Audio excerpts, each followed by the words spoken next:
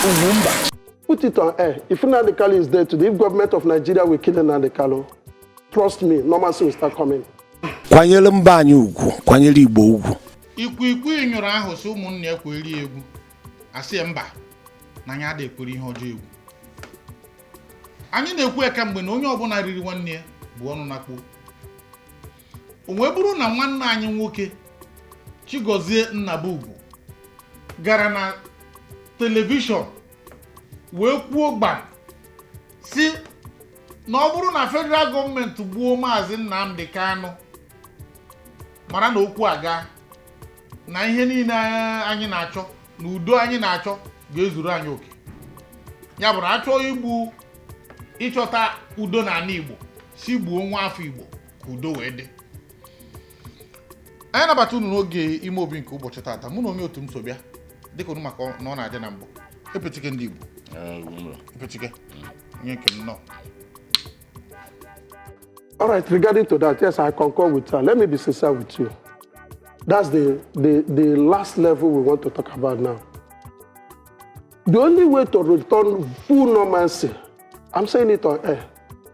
if you watch the system the whole thing is going, the time they arrested Nnamdi Kanu, it was like up and down, up and down. Yeah. The time they arrested Simeon Ekpa, it cut to 50%. The time that Nnamdi Kanu was convicted,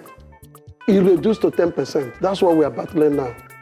Put it on air. If Nnamdi Kanu is there today, if government of Nigeria will kill Nnamdi Kanu, trust me, normalcy will start coming. And that's all what every Igbo man prays for. Now again, for you to concur to what you're saying, government cannot do it all. And that's why I'm agitating again. If we know where our problem is coming, we can find the solution. Our problem is simply coming from the brainwash, the hate speech. I want all these organizations in Nigeria that have say, the Catholic bishops, the Pentecostal pastors, the educated ones, let us come on air and educate our people the consequences of what we are doing.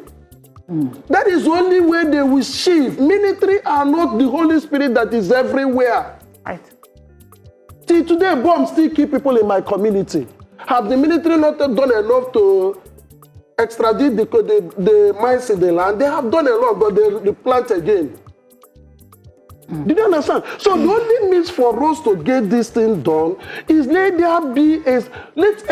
Igbo man know the truth and stand by the truth. Ebe nwa amadi n'uche nke m dị m ka onyụrụ ahụ. Ọ dị m ka onyụrụ ahụ. Wee na-atụ anya na anyị ga na-akụrụ ya aka kịta. Kedu ihe i chere na ya bụ? Nchebu na onye ya kpokwu mgbe ebe na-afịa ofu. Nke bụ eziokwu na amahụ nwa amadi ahụ. Amahụ mpaghara osi na Igbo. Mana bifo ikwu ihe a, o nwere nchọ ka ị marụ. Ọ bụrụ na ndị ESN ma ọ bụ ndị otu ma ndị IPOB gburu family ya, ọ bụ mma na family ya, o wee si gbuo Nnamdi. Ịma that na ahụmeghị ihe ọma okwu ya, nya o nwere ike pens o nwere n'obi ya ka dị too hot. Ọkwa na enwere ihe mere. O nwere ife melie. Ema na o nwere ebe je na family kpochapụ ancha niile. Ọ bụ ofu ọ bụ Igbo. Ana o nwere ike ndị kemgbe Nnamdi bidoro ndị hedie so ndị akaraba John Ize ndị ohi John everywhere John Ize nke ọbụla mere asị na ha nwamerụ. So ihe ọbụla mere anyị asị na ha nwamerụ. So ha mere ọnụ ha merụ mana ha nwa bidoro the ten. Ọ bụ na egburu family this man wee bụ na egbuchapụrụ ofa a na-ekwu osisi gbuo nwoke ma ihe ọ ka na-ekwu obodo na be ha ka na-achọ ọbara onye mere ife. So maybe may blame the man bụ na ọ gwabeghị gị the pens ọ na-aga through and o nwe ihe eme mmadụ ọ ebu agọn ya na pens a wee na kpọa n'imi maka ike ọ bụ na egburu nwunye ya gbuo ụmụ ya ọdọkọpụta asị akịta keke Biafra nwebe aṅụrị esi ike Biafra osisi wee bọmbụ gbususi onye ọbụla because na pens dị n'obi ihe ize ya jụ bụ ọ gịnị merie wee jọbarịsị ya nwa na butube because ọ bụ na ime ihe ifesi ọ gị na-ekwu o make any sense and meaning to him. Actually, I fear from a neutral perspective, no way something now bother the man that much. Yes. Maka onye ndị bukwa ndị Igbo ibe ha. ọ dị mma epetike ka m gwazie ego tupu ya bụ ihe abaruo na nke ọgụ nchakasị anya anụwaziri eke ikpeazụ lota na ndị Fulani juru n'ọhịa na Igbo lotakwuo na ndị amị Naịjirịa ekwe ha achụpụ ya bụ ndị wee malite ihe a kpọrọ ESN ibido ESN wee dizie ka ịkụnye enwe mmiri ọnwụcha mmiri ahụ ịnata iko wee ghọzie nsogbu maka na elotara m na mgbe ahụ abịa ha na-asị ESN na na-eme na vidiyo onwe ha na-egbu ha na ụfọdụ a na-egbusisi ma ehi ndị Hausa na-eme ihe na emechazi ya oruzi ka mgbe ọ dị ka gasị na ndị ihe na-apụ na ọbara aba na ha anya ụtọ ego agbakwuru ha anya ha wee bido tụgharịzie bụziri nkịta tọrọ ọkpụkpụ anyawara ya n'ụlọ mana njọ adị abụọ ndị oyibo soro ya na two wrongs does not make a right. Ofu bụ na ọ wụ eziokwu na Nnamdi Kanu bidoro ESN mana echeghị m na mmepenugo ọnụ sisi ga-agbuo ndị be anyị. Ọ bụrụ na o kwuru ya okwu ya n'ebe ntị dịka nke m nụrụ ya ya bụ na mmadụ ịpụtazi na TV kwuo si na ọ bụrụ na egbuo ya ọ nọchiri ụzọ. Enwere ike ọtụtụ n'ime anyị ekwenyeghị na ụfọdụ ihe etu Nnamdi si ọzọ ihe gbasara Biafra maka ụfọdụ n'ime nwere ike ịdị na-eche na enwere onye anyị na-eme ihe na anyị so kwalite ihe gbasara Nnamdi Kanu. Anyị na Nnamdi Kanu zutere ugboro na-abụ anyị jụcha ya ajụjụ ịga na ihe na-acha enwere ike tinyere unu obere n'ime ka ịfụ na anyị so kwagide mgbe ọ na-eme ihe maka ihe a na-eme ndị Igbo adịghị mma mere o ji bụrụ na onye ọbụla atụrụ na ewu ọbụla pụtara na-ekwuru anyị okwu Biafra anyị ga-ege ntị. Mana ebe okwu nke m na-aga bụ na mgbe a malitere ya bụ ihe enweziri mgbe o ruru ya bụ okwu wee danye n'aka ndị ekperima be anyị dịka i kwuru ndị ekperima akpọtara so banye ESN ọ bụghị ofu onye ọ bụghị Igbo ha ka nkụ ọ dịrị ka mere ha niile anụkwuru m na ụfọdụ n'ime ha kịta na-abanyego enwere ihe m gụrụ n'abalị nya na ụfọdụ n'ime ha sizi ebe ahụ pụta banye Ebube Agụ banye Udogachi banye ụmụ ụfọdụ ihe na-apụta maka na ịchọọ onye ga-eburu egbe gbagbunye mmadụ ọ bụghị gentleman dị ka m ka ị ga-akpọ maka igbu ọkụkọ bụrụ m okwu ma ya bụzi onye nke ị ga-gbuo mmadụ. Mana onye egbe ịpụta na TV ọ bụrụ na ị na-ekpe n'ekpere Chineke ga na-asị nwoke mmechi ọnụ ịpụta na TV si ga-gbuo onye dịka Nnamdi Kanu ọ daba mụ na onwe m ọ bụghị ihe niile ndị IPOB na-eme ma ọ bụ ihe ndị ESN na-eme adị m akwadoghị m ya and afụrụ m na enwere mgbe o ruzuru ụfọdụ jiri ekpawa ego ụfọdụ jiri emewe agwọ nọrọ ibie rukwa eketa ọ ka na-adara ha okwu etu esi eme egbute etu esi eme mana anyị ma nchefu na anyị niile bụ ofu ọbara. Anyị ma nchefu na ọ bụrụ na isi gbuo nwanne gị na ihe ọ pụtara bụ na onye ahụ esiri gbuo nwanne gị amarago na ijighị enweghị ịhụnanya dị n'ime onwe gị na ọ bụrụ na o rukwe na tọn ha na ị nwere ike ya bụ na o gbucha nwanne gị na ọgụ aka ọfọsi ya bụ na akwadoghị m ya bụ nwoke ihe ọbụla a sọkwara ya mee ịpụtazi openly na igwe mmadụ li wee si gbuo Nnamdi Kanu ma ọ bụrụ na achọọ udo. Aga m asị na Nnamdi abụghị Jizọs anwụchago ọnwụ maka anyị niile onye ọzọ anwụna ma ya bụrụ ọbara onye Igbo. Mana ka m jụọ gị ọ bụrụ na mgbe ife a na-afịọ n'ala Igbo na-egbu nwunye gị na ụmụ gị nwunye m anọghị n'ala Igbo a sị nke ọ bụrụ na egbu nwunye gị lesi na o jere bere ma o jere te na-egbuo nwunye gị na ụmụ gị kedu ihe ya bụ your feeling toward ihe nwoke kwuru? No, ihe ga-abụ my feeling bụ na maka amaghị m onye Nnamdi enweghị mgbe anyị gụtara na o ziri ndị ga-agbuo m ikwuwe risef ebe onye mụnwa nwere ihe na bụ onye dịka Simon Ekpa ahịnze ndị ihe na-akpọ ego wakịta etu ọbụla ọ dị na enweghị mgbe Nnamdi pụtara si gaa gbuo unu ndị Igbo. Ọ bụ eziokwu na ọ na-apụta ọba mba gbaa egbe ọnụ mee nke a ebere isi eme nke ọnya mana ọ bụrụ na e nwere etu o si metụta m ọfụchi na ama m na o metụtara maka ọkụkọ na-ene etu o si ahụ ọkwa osigbo onye ọba mba onye so na ihe m na-ekwu bụ na ọ bụrụ na o metụrụ m n'ụdị ahụ except ma ọ bụ na m maarụ hụ ha na-ekwu ebe mmiri so baa opi ịgbọgọrọ ana m ekwu ya na-ekwukwe ya ana m asị na maka na o merụ njiri n'aka na eziokwu na ọnya bụ ana m asị nwoke m magụwa ma ezinụlọ gị ini ebe a ka m kwụ. Okay, this topic, very sensitive with that now. Feeling of onye ọbụla kuniketa. If onye na-egbu onye ohi, ya kita enwudere onye ohi onye kanaba. If somebody put on word plank, pia gide ka pia wuo ye. Mo gisi onye emu ye. E mara experience onwe na aka ndị ohi.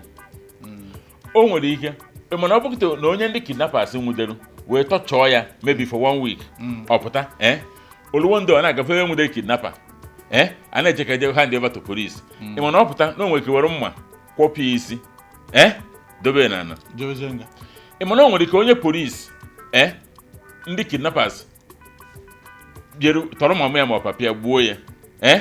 ejemude kidnappers ke na-eburu ka eje station na onwere ka ọpụta n'ụzọ meghere ụzọ moto onye kidnapper mere na-agba ọsọ o were ọgbagide egbe mgbọ dị na-egbe agwụ what I'm trying to say that when this kind of thing happens eziokwu na I have nwoke that na I have na all the extreme mana first ndị okenye eme bụ ọkara akpọ ya ka amadi reconciliation nwoke gịnị kpatara iji onwe this kind of prejudice ọ bụrụ na ewu ọ ka anyị kwue mgbe ahụ ọ kara ikwu ya si na ihe eji na-ekwu ya bụ na-ekwe na egburu nwanne egbuo nke agbuo nke a na nọ Nnamdi Kanu ziri si ga-agbuo ha Ugwumba abụkwa m onye IPOB n'anya o nwere ihe eme nwada onye ọmanye ọnụ ọ na o nwere ife ya bụ bịa ọsụ anụ obi obodo na okwu eketa ọbụna because na achọrọ no revenge ka ọ na-esik onye ọbụla uche bụ akpa onye ọbụla nya nke nwoke nwere ike like I said amụma onye dị mmanụ bụ even afọ akịta ị na-ekwe chita dum ya mana I'm trying to for a man ị ga that extreme bịabụrụ onye Igbo o nwere something ezigbo grave bitterness dị ya n'obi anyị jụgoro nwoke ọ gị n'ibi iwe eze ọka iwugoro ya ọbụkwanụ na-enweghị na ọ chọrọ ọjọọ kwuo ihe ga-atọ ụfọdụ ndị ụtọ maka ama m na okwu a nwere ndị ọ ga-atọ ụtọ n'ụdị na ọ na-eme ha kịta na ọ bụrụ na enye nwoke a poison kịta ya ga-enye Nnamdi na ọ ga-enye sharp sharp. That's why na o nwere something na-ewe ya maka na ụmụ nwoke ha ewe dị iwe ka m gwa gị ọ bụrụ na nwaanyị kwuru ihe a ma asị gị na ụmụ nwaanyị na sentimental mana fọ nwoke kwuru elu ụmụ nwoke na-eche echiche chekpuo ya n'ime onye mo did that thing ọ nwere life program na ndị otu Nnamdi ya na-asa ụtụgbo okwu gị enwetaghị na anyị akwọ gị isi kwụọ gị ntị ọ chọrọ ọ mana such a thing dị maka ọ na social media I'm sure na ya na social media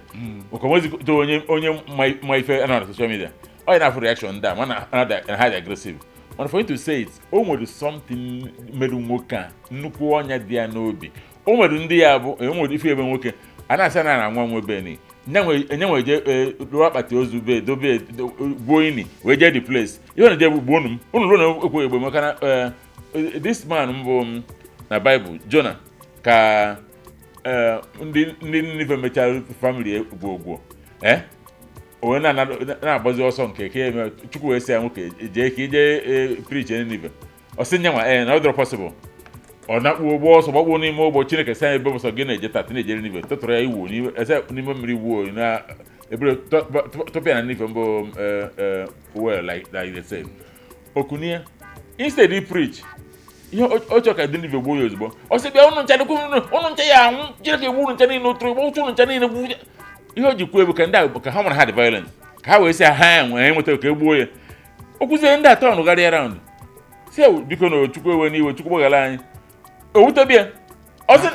na-achịgharị o nwere ka ọ bụ dị same thing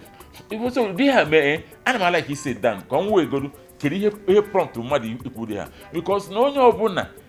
nwanne ya nne ya nna ya or family ya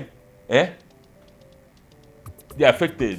na-ebu this kind of bitterness n'obi so if you need the reconciliation and only the friends and only the ka esi ite da ka ọda na omeremego ka njugodu ịkwadoro okwu onwe ka akwụ ihe m kwutara ihe ha asị ngị na anọghị na shoot the man asị m ịkwadoro ya ka ọ na-ekwadoghị ka mmara ebe kwere ka ịkwado ya ọ bụ na nwoke bụ nwanne masị na makwadoghị ọ bụ na ha nwanne masị na nkwadoro ka ihe m na-ekwu bụ na nwoke siri na si gbuo Maazị Nnamdi Kanu ka udo wee dị n'ala Igbo ị kwadoro ya ka mara ebe ikwu maka tọnda na-abịa wete tọnda ha ka m nwere wee mepilo a sị nga ọ bụ na nwoke na-egburu famili ya ọ na-egburu gbasara anụ na nke a bụ his cross karịa my cross ọ bụ nọọ nke m ka o mere fet mara sị nọ mma na-ese dị ma tọnda ya ejegbu isef maka na m ga-anọdara ka e reconcile ba so na ihe na-ekwu bụ otu man yiri shu ebe ọ na-afịa ụfụ kedụ na ihe na-achịkwa m ọrụ okede alụ ọnụ ihe mewu na ịkpacha anya na-agba ọsọ gị ihe na-agba ọsọ maka na ihe ndị na-ekwu bụ ihe ndị na-ekwu ndị be anyị na-aghọtara m dịka m kwuru na mbụ dịka m kwuru na mbụ abụghị m onye IPOB anyị kwadoburu chizọwara anyị Biafra mana o rụziri mgbe ndị na-azọrọ anyị Biafra bidoro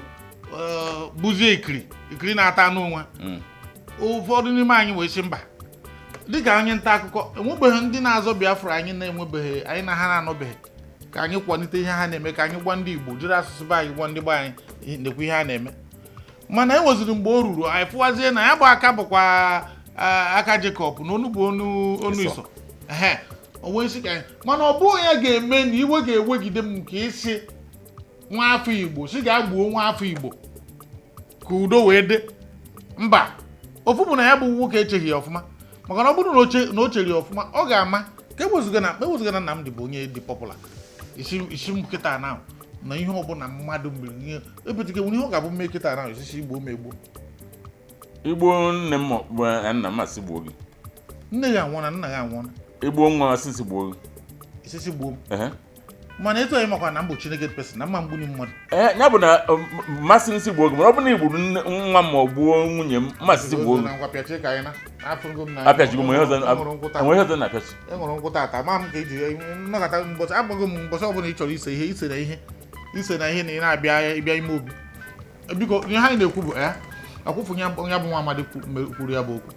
biko o nwere ihe a na-asị withdraw the statement ọ bụrụ na iwe na-ewe ọ bụrụ na ọnụma juru obi ọ bụrụ na e nwere onye nke ya egburu ma ọ bụ ụmụ ihe etu o si gbasata gị anyị na-asị gị obi gị dajụọ maka na egbuo onye a gbuo onye a ọ bụrụ ya bụ na mmadụ agwụ na ngwuru biko Nnamdi ka dịrị anyị ndụ ya nwụ na anwụ maka na dịka anyị na-ene anya Naijiria Chukwu ga-emekwenye ọ dị mma ọ bụrụ na Naijiria dị mma ndị Igbo ama na-achọ Biafra maka na onye ọbụla fụrụ ihe mere na mgbe ọgụ onye ọbụla fụrụ ihe emere na mgbe ọgụ maọbụ onye ọbụla nụrụ na ntị ma ọ gụta n'akwụkwọ maọbụ kirie ya n'ihe onyonyo amasị ka agha bịa ọzọ maọbụ ka ụmụ ihe na-aga kama na mụ na gị na-eri nri anụ dị ịbụọ n'ofe iguru ofu gụrụkwa nke ọzọ ọgụ ga-ada ka nwa mkpe ya ha na si hapụrụ ya nwunye ebe a ka m pechiri okwu nke m epechike ọ na-adị a na-anaghị anị nọ ebe a ihe ngwa na-ekwu na ihe m kwuru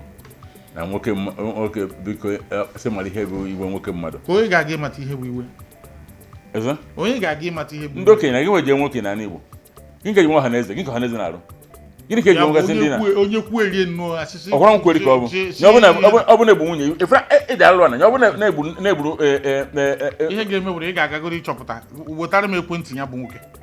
anyị ga-akpọ ya na mmemme nweta ihe ekwentị ya bụ nwoke ka anyị kpọọ ya na mmemme a jụọ ya sị kedu ihe Nnamdi mere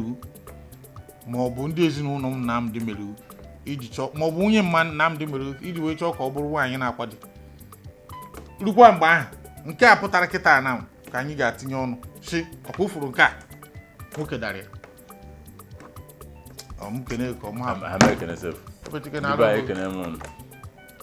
onye ọbụla kwetere eso kwenye n'ihe o kwuru ọ dịkwa mma m ka emesịa m